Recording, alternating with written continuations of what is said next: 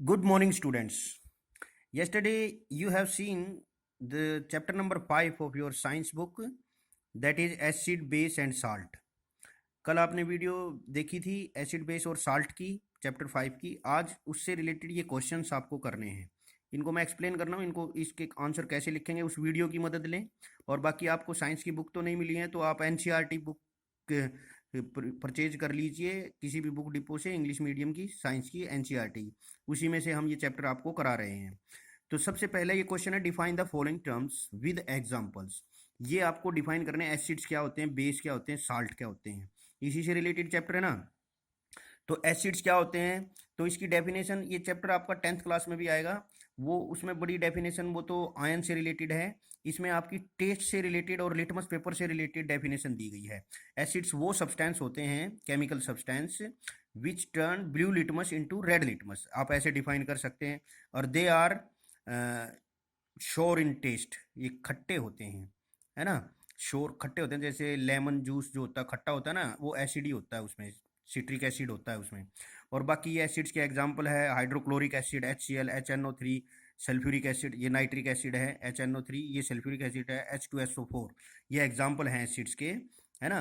तो define define कैसे करेंगे, तो acids are the substance which change blue litmus into red litmus, ठीक है, and they are sour in taste, उनका खट्टा स्वाद होता है। और एग्जाम्पल ये दे देंगे।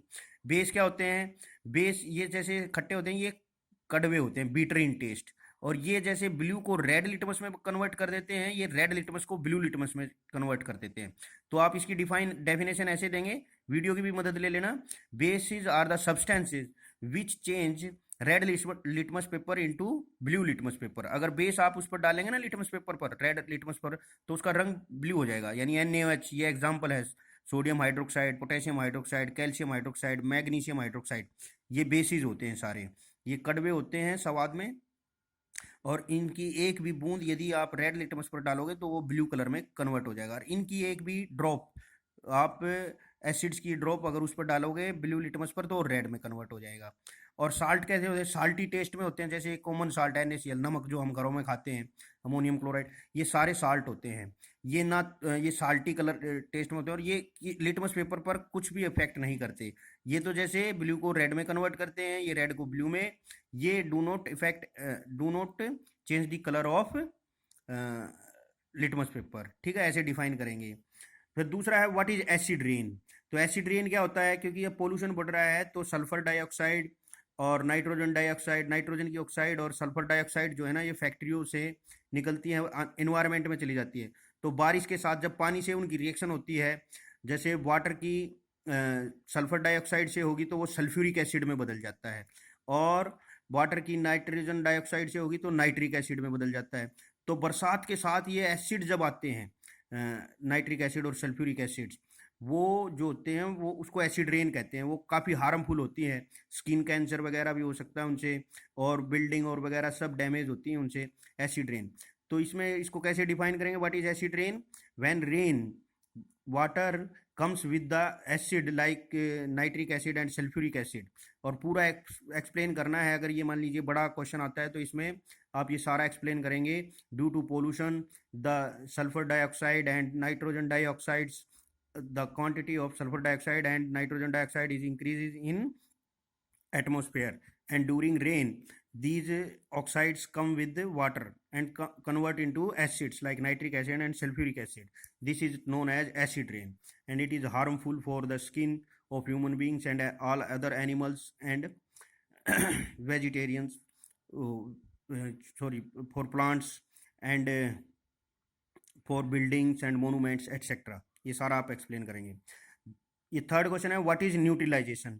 न्यूट्रलाइजेशन क्या होता है, जब हम किसी एसिड और बेस की रिएक्शन कराते हैं, जैसे HCl और NaOH की रिएक्शन कराएंगे, तो एक साल्ट बन जाता है, और हाइड्रोजन और वाटर बनता है, पानी बन जाता है, पानी और water. The reaction between an acid and base to form and salt and water is known as neutralisation. एक रिएक्शन लिख के देख दें, एग्जाम्पल दे दें, इसको न्यूट्रलाइजेशन कहते हैं।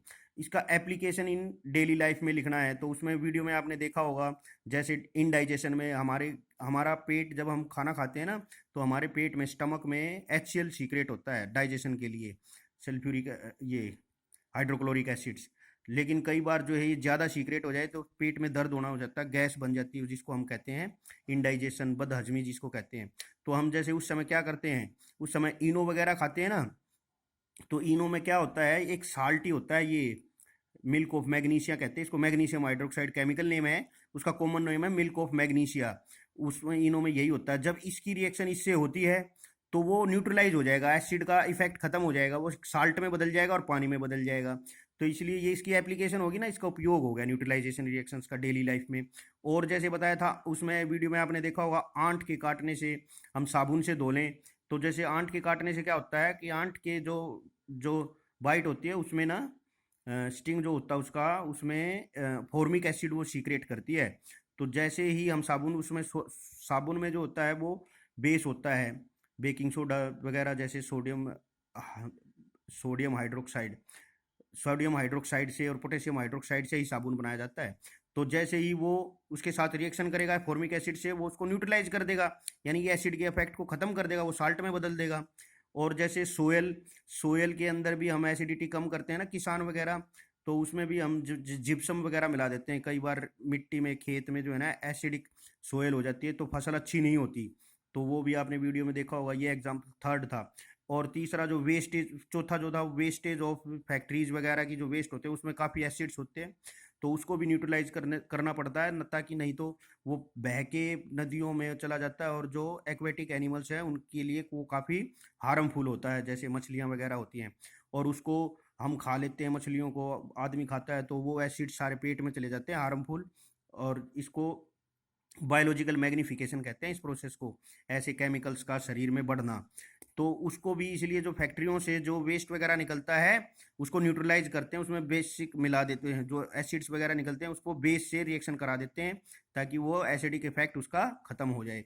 तो ये चारों क्वेश्चंस आप उस वीडियो की मदद से आप आज नोटबुक में करेंगे। Thank you very much.